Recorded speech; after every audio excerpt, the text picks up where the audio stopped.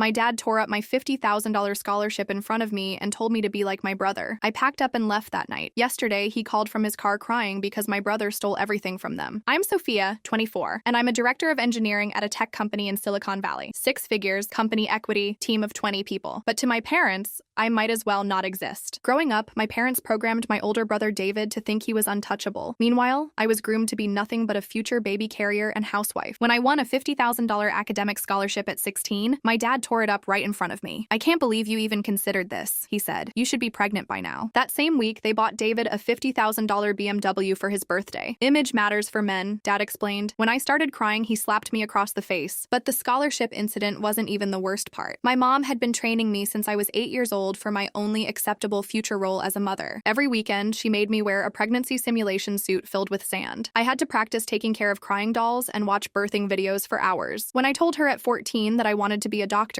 she made me wear the suit to school under my clothes as punishment. To remind you of your true purpose, she said. The janitor found me crying in the bathroom trying to cut it off with scissors. He offered to call CPS, but I was too scared of the consequences. I'd been hiding money since I was 12. Babysitting cash, secret tutoring business, every dollar I could save. By 18, I had $8,000 stashed in a shoebox under my bed. When I told them I was leaving for college, my mom locked me in my room for 2 days to think about what family means. Dad unlocked the door with an ultimatum. If you walk out that door for college, you're not welcome back. I left with my shoebox and a trash bag filled with my belongings, never looked back. Meanwhile, David became everything they dreamed of. Senior partner at a prestigious law firm, engaged to a senator's daughter, golf buddies with politicians, living their perfect life. They retired early just to bask in his glory. I was erased from family photos like I'd never existed, but I was building something they never expected. Last year, I was promoted to director of engineering, 6 figures, company equity, managing a team of 20. I almost called to share the news, then remembered they didn't have my number. I hadn't seen my parents in 8 years until my phone rang at 2 a.m. 3 months ago. It was my mom, crying so hard I could barely understand her. Sophia, we need your help. David, he's gone. What do you mean gone? He took everything. He was supposed to have stage 3 lymphoma, so we sold the house, cashed out retirement, but there was no cancer. He lied about everything. The treatment center doesn't exist. He's been in Dubai for 6 months, living like a king on their money. Dad took the phone. We're in our car. We're 70 years old and sleeping in our car. The country club wants their donations back. They think we were part of his scam. Please, Sophia, you're all we have left. The next day, I met them at a Denny's. They looked like completely different people. Broken, aged, desperate. When I handed them my business card showing director of engineering, Dad's hands shook. You made it, he whispered. Without us, despite us, I corrected. I paid for a small apartment, 1-year lease, set them up with part-time jobs through my network. Basic survival, nothing more. Just enough to get back on their feet. Mom cried when she signed the lease. We gave the wrong child everything. No, I said. You gave the right child nothing, and look what I built from it. The next evening, I came home to find 4 men in my living room. Turns out David's stolen money wasn't enough because he owed dangerous people $50,000. Under their supervision, I calmly withdrew $25,000 cash and handed it over. Told them I could get the rest tomorrow. But when they left, I felt rage building inside me. I grabbed my phone and texted David immediately. The response came within seconds. 3 laughing emojis followed by a selfie of him by an infinity pool in Dubai. I could see Dad's retirement watch on his wrist in the photo. My stomach churned as I initiated a video call. David answered looking completely relaxed and tanned. The casual cruelty in his voice as he talked about selling Mom's jewelry made my blood run cold. This wasn't opportunistic theft. This was planned, calculated betrayal. My building's security guard Miguel had seen everything on the cameras. He gave me his cousin Rico's number, mentioning he used to run with similar crews. Rico explained David owed money to 6 different crews across LA. He'd been giving them each other's addresses as his own. My apartment was his insurance policy. I drove to my parents' apartment at midnight, finding them sleeping on the floor. David's childhood photos still dominated the space like a shrine to their golden child. Their laptop was open, showing emails from David with detailed cancer updates, treatment schedules, photos from supposed chemotherapy sessions. All fake, all time-stamped from Dubai. When I showed Dad David's Instagram posts from the same dates, his hands started shaking. Mom appeared and immediately went into denial mode, refusing to believe her perfect son could lie. Over the next few days, more truth emerged. David had been planning this for 2 years. He'd created fake medical records, researched cancer treatments, built an elaborate lie. My childhood friend Kesha texted that David had contacted her about an investment opportunity. He was expanding his scam to target people connected to me. I started documenting everything methodically. Screenshots of his social media posts, bank records, fake medical bills, building a case that would protect my parents from future manipulation. David called our parents while I was there, fake coughing for Mom while I pulled up his real-time Instagram showing him at a pool party. The cognitive dissonance was staggering. My work colleagues started getting calls from someone claiming I was having a mental breakdown. David was trying to destroy my professional reputation to isolate me completely, but I'd built real relationships based on trust and competence. My assistant warned me about the calls, and my HR director dismissed them immediately after knowing my family history. I found David's storage unit filled with evidence of previous scams. He'd been running investment cons on elderly people for years, always protected by our parents' reputation. The retirement community HOA president had quietly refunded victims to avoid scandal. My parents had invested $30,000 in David's fake fund and lost everything. Carla, David's ex-fiancée, reached out after seeing my parents at a food bank. She'd lost $40,000 from her grandmother's inheritance to David's lies during their engagement. The pattern was clear. Every career setback triggered a new scam. Each con was more elaborate than the last, always enabled by our parents' blind faith. I hired a private investigator who uncovered David's law firm had conducted an internal investigation for missing client funds. They'd covered it up to avoid scandal. Marcus, David's former assistant, had kept evidence of everything. David had blamed him for the theft and destroyed his career. Now Marcus wanted justice. Through careful planning, I built an airtight case. Every lie documented, every theft proven, every manipulation exposed. David's house of cards was about to collapse. When David made his final move demanding I pay his debts or face consequences, I was ready. I had Rico's protection and evidence that would destroy David's life. The confrontation came during a family video call. David threatened to have the collectors target our parents unless I paid immediately. That's when I played my ace. I showed everyone the real-time footage of David partying in Dubai while claiming to be dying of cancer. The silence was deafening as reality crashed down. Mom's programming broke completely. 30 years of believing David could do no wrong shattered in an instant. Dad quietly asked how long I'd known the truth. I explained I'd been gathering evidence for weeks, protecting them while building a case. That David wasn't just a liar, he was a criminal who destroyed multiple families. The FBI got involved when they realized the scope of David's fraud. Multiple victims across several states, fake identities, money laundering. Federal charges were coming. David's Dubai lifestyle collapsed when his accounts were frozen. The wealthy woman he'd married there discovered his lies and filed charges with international authorities. The trial made national news. The golden child of a prominent family facing decades in prison for elaborate fraud schemes totaling over $2 million.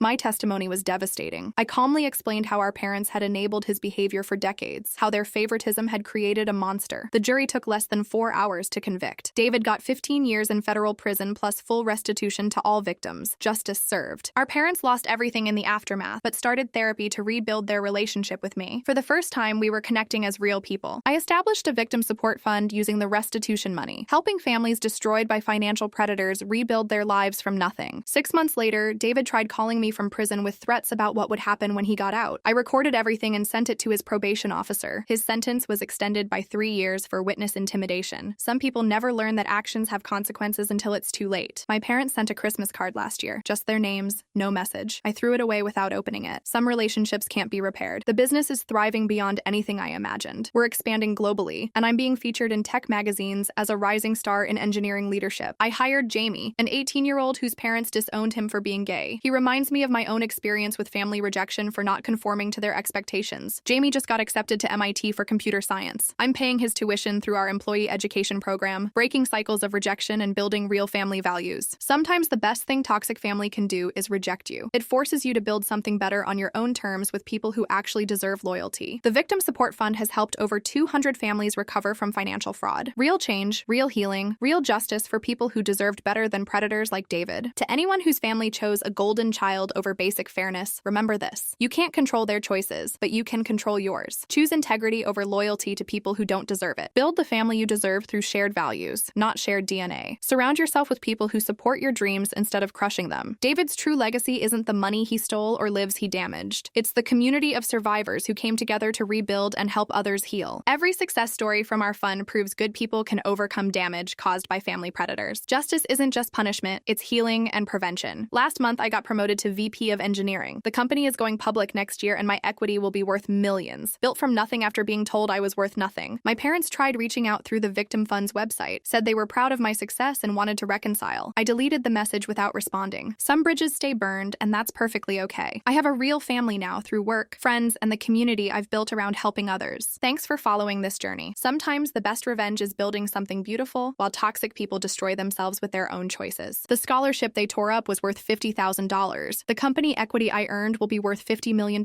Funny how numbers work out when you choose your own path. Final update, the plot twist that changed everything. Last week, I got a call that shattered everything I thought I knew about my childhood. It wasn't from my parents or David. It was from my Aunt Sarah, my mom's sister who'd cut contact with the family years ago. Sophia, I need to tell you something I should have said 20 years ago. Your mother didn't come up with that pregnancy simulation training on her own. She was following instructions from a cult. I drove to Aunt Sarah's house that same day. She'd moved across the country after leaving what she called the family preparation movement when I was 10 years old. The documents she showed me made my hands shake. Meeting schedules, training manuals, detailed instructions for grooming daughters into submissive mothers and sons into dominant leaders. My parents hadn't just been terrible on their own. They'd been members of an organized group that systematically abused children in the name of traditional family values. The pregnancy suits, the favoritism toward David, even the specific phrases they used. Everything had been scripted by leaders who called themselves family counselors. Sarah explained she'd tried to rescue me multiple times, but the group had convinced my parents she was mentally unstable and dangerous. They'd isolated the family from anyone who questioned their methods. She'd kept evidence for decades, hoping someday it would matter. Photos of group meetings, financial records, even audio recordings of training sessions where parents learned to break their daughters' spirits. The scope was staggering. Over 300 families across 12 states, all following the same abusive protocols. Thousands of children damaged by systematic psychological torture disguised as religious training. I called the FBI agent who'd handled David's case. Agent Martinez listened as I explained the connection between my family's abuse and this organized network. Within 48 hours, federal agents raided the movement's headquarters in Arizona. They found servers full of child abuse materials, financial records showing millions in donations, and detailed files on member families. The raids made national news, headlines about a religious cult that programmed parents to abuse their own children for decades. My story became the key that unlocked everything. Parents across the country started coming forward with similar experiences. Children who'd been tortured in the name of family values, now adults seeking justice for systematic abuse. My parents were contacted by federal investigators. Suddenly, their lifetime of terrible choices had a different context. They'd been victims too, in a way, but that didn't excuse what they'd done to me. The movement's leaders were charged with conspiracy, child abuse, fraud, and racketeering. The FBI called it one of the largest organized child abuse networks ever discovered in the United States. Dr. Patricia Henley, the movement's founder, had been collecting detailed reports on every child's progress. My file was 200 pages long, documenting my resistance to their programming as problematic behavior. The reports praised David's development as an ideal dominant male, while describing me as dangerously independent and requiring additional corrective measures to break my rebellious spirit. Reading those clinical descriptions of my childhood trauma was surreal. They'd studied my pain, documented my suffering, and recommended escalating abuse when I didn't break quickly enough. Aunt Sarah testified about her attempts to intervene, how the movement had convinced families that outside relatives were satanic influences trying to destroy godly families from within. My parents faced a choice: cooperate with the investigation and admit they'd been manipulated into abusing me, or face charges as co-conspirators in a criminal organization. They chose cooperation. For the first time in my life, they publicly acknowledged the damage they'd caused, not just apologizing, but taking full responsibility in legal testimony. The trial lasted 6 months. Hundreds of victims testified about childhoods destroyed by the movement's systematic abuse protocols. My testimony was featured on every major news network. Dr. Henley got life in prison without parole. Her inner circle received sentences ranging from 20 to 40 years. The movement's assets were seized to compensate victims. But the most shocking revelation came during sentencing. David hadn't just been raised to be dominant, he'd been specifically trained to be a predator, taught that taking what he wanted was his divine right. The movement had created him deliberately. Every manipulation tactic, every lie, every cruel action had been programmed into him from childhood. He was their success story turned monster. Understanding the systematic nature of our abuse didn't excuse David's crimes, but it explained how a family could produce such dramatically different outcomes from the same environment. I testified at David's parole hearing via video link, explained how the movement had shaped him into a predator, but emphasized that thousands of other victims had chosen healing over harm. His parole was denied. The board noted that despite the abuse he'd suffered, he'd shown no remorse for his crimes and continued to blame others for his choices. The Victim Compensation Fund expanded beyond David's restitution. Movement assets provided millions to help survivors rebuild their lives and access specialized therapy for religious trauma. My parents entered intensive therapy designed specifically for former cult members. The process of deprogramming decades of indoctrination was slow and painful, but they were finally making progress. They wrote me a letter after 6 months of treatment, 20 pages acknowledging every specific harm they'd caused, taking responsibility without making excuses, asking for nothing in return. I didn't respond immediately. Trust required more than words after a lifetime of damage, but for the first time, their actions matched their apologies. They were finally seeking real help. The movement's exposure triggered investigations into similar groups nationwide. My story became a case study in how organized abuse networks operate and how survivors can fight back. Speaking engagements at conferences brought requests from other survivors. I started mentoring young women who'd escaped similar situations, helping them build careers despite damaged foundations. Jamie, the kid I'd helped after his family's rejection, graduated valedictorian and got a full ride to MIT, proof that chosen family could heal wounds biological family had caused. The tech company went public as planned. My equity package was worth $75 million at opening bell, from sleeping in my car after leaving home to financial independence beyond anything I'd imagined. I established the Sarah Foundation, named after my aunt who'd tried tried to save me, providing education, therapy, and career support for survivors of organized family abuse. The Foundation's first program launched in partnership with MIT, full scholarships for cult survivors pursuing STEM degrees, plus ongoing mentorship and mental health support. Dr. Henley tried appealing her sentence, claiming religious freedom protections. The appeal was denied unanimously. The court ruled that child abuse isn't protected religious practice. Movement survivors started their own support network, monthly meetings, online resources, legal advocacy. What had been designed to isolate us instead created a powerful community. My parents completed their therapy program and moved to a small town where they volunteer at a domestic violence shelter, trying to make amends by helping other abuse survivors. They sent updates occasionally, but respected my boundaries about contact. Real change meant accepting that forgiveness couldn't be demanded, only earned through consistent actions over time. David's prison letters stopped coming after his appeals were exhausted. 15 years with no possibility of early release meant he'd finally run out of schemes and manipulation tactics. The scholarship I'd earned at 16 would have paid for 4 years of college. The foundation I built will pay for hundreds of students' educations, plus therapy and career support. Sometimes the most beautiful revenge is turning your pain into purpose, using your survival to help others not just survive, but thrive beyond what anyone thought possible. The movement's training manual included a section about breaking intelligent daughters before they could threaten traditional family structures. They'd identified me as high risk from early childhood. Reading that section was validating in an unexpected way. My resistance hadn't been defiance or selfishness. It had been intelligence recognizing abuse and refusing to accept it as normal. The FBI investigation revealed the movement had targeted families with gifted daughters specifically. They viewed female intelligence as a threat requiring special corrective measures. Hundreds of brilliant women had been systematically crushed by parents who'd been programmed to fear their daughters' potential. The waste of human talent was staggering, but many of us had survived and thrived despite their efforts. Engineers, doctors, lawyers, teachers, artists. We'd built amazing lives from the ashes of their attempts to destroy us. The movement's files included success stories about daughters who'd been properly broken, teen pregnancies, forced marriages, lives of quiet desperation presented as victories. Those stories motivated my foundation work even more. For every woman who'd escaped, dozens had been trapped in cycles designed to crush their spirits completely. Congressional hearings were scheduled to investigate how such organizations operated without detection for decades. I was invited to testify about the systematic nature of their abuse. The hearing room was packed with survivors, supporters, and advocates. For the first time, our childhood trauma was being taken seriously at the highest levels of government. Legislation was proposed requiring mandatory reporting training for religious leaders and stricter oversight of organizations working with children. My testimony was cited in the bill's introduction. The movement's founder, Dr. Henley, had written extensively about the need to identify and destroy spirited daughters before they could corrupt family structures. I'd been case study number 1, but their research had backfired spectacularly. Instead of breaking me, they'd taught me exactly what healthy families should never do. I'd used their own manual to build something better. The foundation's second year helped 500 survivors access education, therapy, and career support. What had been designed to isolate and destroy us had instead connected and empowered us. My parents attended the foundation's annual gala via livestream, watching from their small apartment as I spoke about healing and hope. They cried seeing how their abuse had transformed into purpose. They still couldn't be part of my daily life, but they were finally proud of who I'd become despite their efforts to prevent it. The irony wasn't lost on any of us. David's fellow inmates learned about his crimes against elderly victims and children. Prison justice took its own course. He spent most of his sentence in protective custody. The movement's property was converted into a treatment center for religious trauma survivors. The place where abuse had been planned now housed healing programs for its victims. Standing in Dr. Henley's former office, now a therapy room, I felt the circle completing. Evil spaces could be reclaimed for good. Damage could be transformed into healing. Sometimes the best revenge isn't just living well. It's dismantling the entire system that tried to destroy you and rebuilding it to help others instead. The $50,000 scholarship they tore up could have changed one life. The foundation I built from their ashes will change thousands of lives across generations.